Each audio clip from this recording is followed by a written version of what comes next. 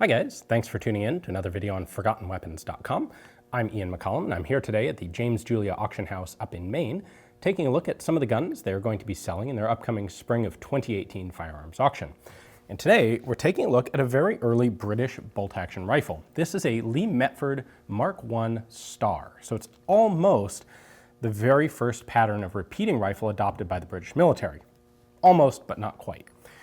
Now, when I say Lee Metford, what we have here is a combination of, well, the names of two different elements of the rifle. Lee refers to the action and Metford to the rifling. Now, the Lee system was the bolt-action, cock-on-close, magazine-fed, and that's a particularly detachable magazine-fed system. This was invented by a guy named James Paris Lee. He was born in Scotland, moved to Canada when he was a small child, and then emigrated into the US later in life.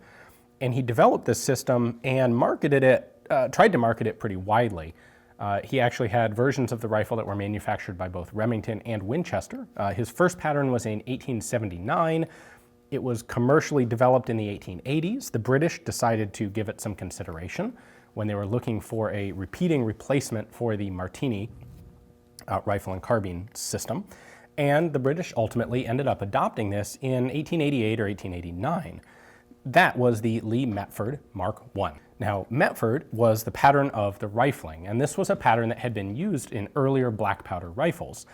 It's notable for having basically rounded lands and grooves. There are no sharp edges in Metford rifling. And so when you actually look down the barrel, they always kind of look like they're shot out because people expect to see crisp, sharp, squared off lands and grooves in the barrel.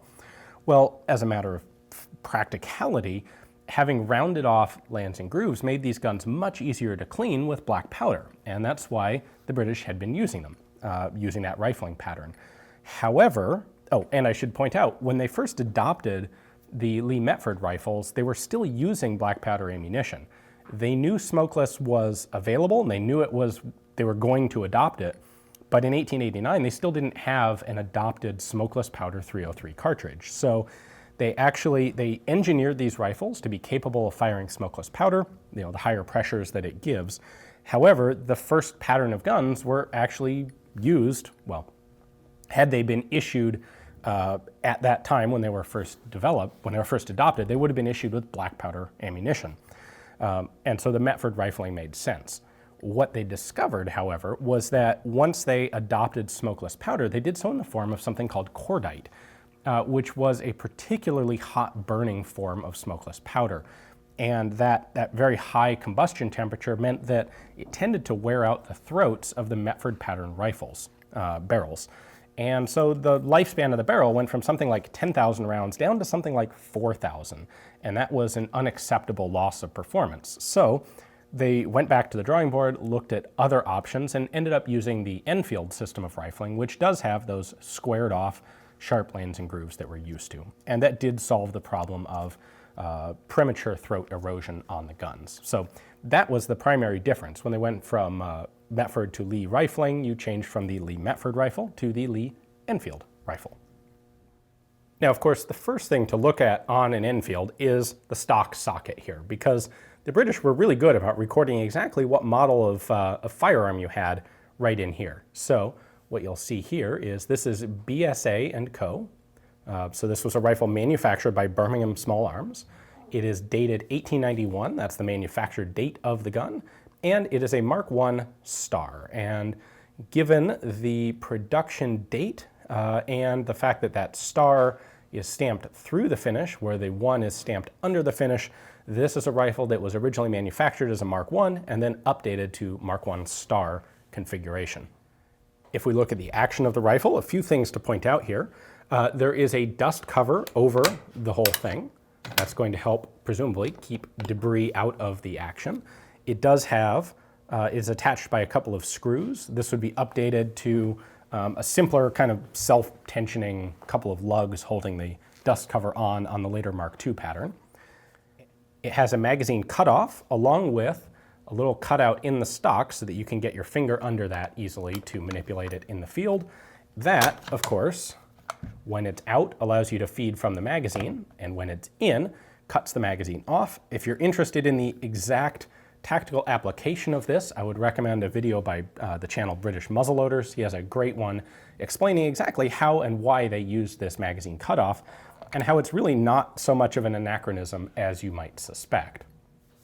Lee Metfords were equipped with volley sights, so here we have the front post of the volley sight system, and to set this, what you would do is rotate it out until this pointer is indicating the desired range, so let's say 2,300 yards. You then have a rear aperture for the volley sight system, which is a little stiff there. That lifts up, and then in order to use these, you sight through this hole onto this post, and that, as you can see, gives you a line of sight at a really substantial angle. This, of course, was not used for individual aimed shots. This was so that an entire unit could deliver volley fire onto an area target quite some distance away. This is fairly similar to some of the early use of machine guns, actually. These early Lees also had cleaning rods fitted to them, so that slides in through the bayonet lug and down the stock. You can see it right here, and then it is threaded in to lock it in place. These were actually abandoned relatively quickly. You might think that that's a weird choice, but in fact, the cleaning rod made a lot of sense for a black powder rifle. It was, in fact, essential to be able to clean the powder fouling out. But one of the real improvements of smokeless powder was that there was no longer nearly as much debris left in the barrel, and you really didn't need to clean the bore as an urgent matter like you did with black powder. So cleaning would be done in encampments and such, and carrying around a rod on every rifle was no longer necessary. One other very interesting feature of the early Lee Metfords is the magazine. This looks like a standard Enfield magazine, as you might see on, say, an SMLE or a number 4. It is, however, substantially different in that it is a single feed magazine and it holds 8 rounds instead of 10. The Lee Metfords were actually issued with a spare magazine, and the primary magazine was chained to the rifle so that it wouldn't get lost. And if we take a look at it from the top here, you can see that it's only got space for 1 cartridge. I have a standard SMLE magazine here, and in comparison, you can really obviously see the difference. This guy has 2 cartridges presenting on the top, alternating right and left. This is a single feed magazine. Now they do also look a bit different in profile. There's basically a squared corner here where it's rounded on the later magazine. But this can be a little difficult to distinguish in photographs, especially photographs from the side, because they look very similar. When you see them from the top is when they're really obviously different. Now, when the British moved from the Mark I to the Mark I Star Lee Metfords, they made a number of fairly substantial changes. The first one is that they actually omitted the safety, and that has to do a bit with the magazine cutoff. So I'll let British Muzzleloader explain the rationale behind that. And in fact, the safety would come back a few years later. But originally, the Mark I Lee Metford had a safety lever right here inside the volley sight that operated very much, basically identically, to that of an SMLE. In the rearward position, it was safe, and in the forward position, the rifle could fire.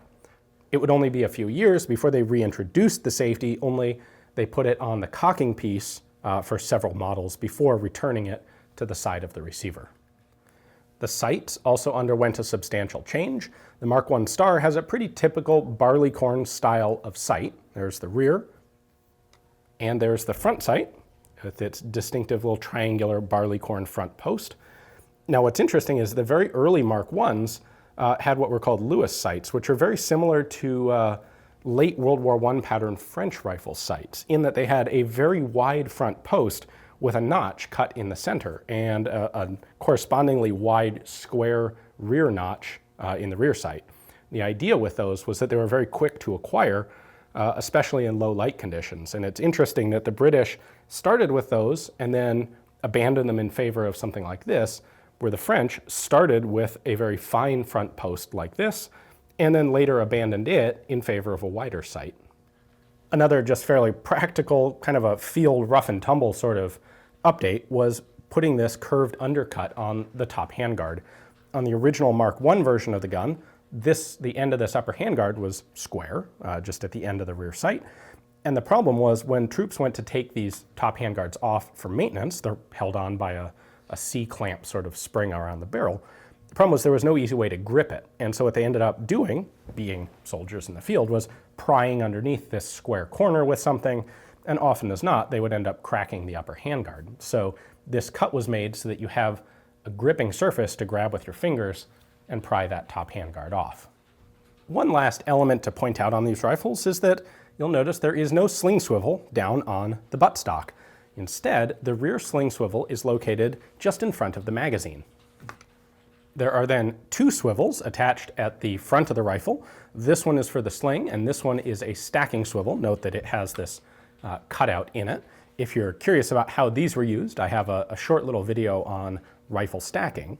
But the point here is that the sling went from basically the muzzle of the rifle back to the front of the magazine, and that makes it pretty distinctive. It's easy to spot these in photographs when they have slings on them, because by the time they got to the Mark II rifles, they would have moved this sling swivel down to the buttstock where we would normally expect to see something like that. And at that same time, they removed this brass disc, which is there for a unit marking, and unit markings would henceforth be put on the butt plate. In fact, specifically, they increased the length of this top tang and put the unit markings up there. The early British bolt-action rifles are really quite scarce to find today in their original condition. They made a lot of them. The total production of Lee Metfords was something like 350,000 rifles. However, in addition to simple combat losses over the course of the Boer War and a great number of small colonial wars and World War I and anything that was still left as of World War II, in addition to all of that, the British military tended not to throw away functional firearms. Instead, it would upgrade them. So, Mark I rifles became Mark I Stars, which became Mark IIs. Whenever possible, they would continue to improve the existing guns and bring them up to the new spec so they weren't wasting anything. And guns which couldn't have that done were often converted into .22 caliber training rifles. So finding older patterns of Lee rifles in their original configurations is quite difficult. And that's why it's so cool to find this Lee Metford Mark I Star in fantastic original condition. It's also worth pointing out that the changes in these rifles kind of came on pretty fast and furious. So in 1888 or 89, they adopted the Mark I. By 1892, they had the Mark I Star. By 1893, they had the Lee Metford Mark II. 1895, they would go to Enfield pattern rifling. 1907, they then went from, they added charger loading to the guns. That was the SMLE rifles. So there were a lot of changes over a fairly short period of time, which can lead to a lot of confusion in trying to identify and understand exactly what all of these different variations really are. Now, if you have a British rifle collection and you'd like to add this particularly nice example to it, take a look at the description text below. You'll find a link there to Julia's catalog page on this rifle, where you can find their pictures, their description, their value estimate, all the information that you would need to know to place a bid on it or right through their website and hopefully make it yours. Thanks for watching.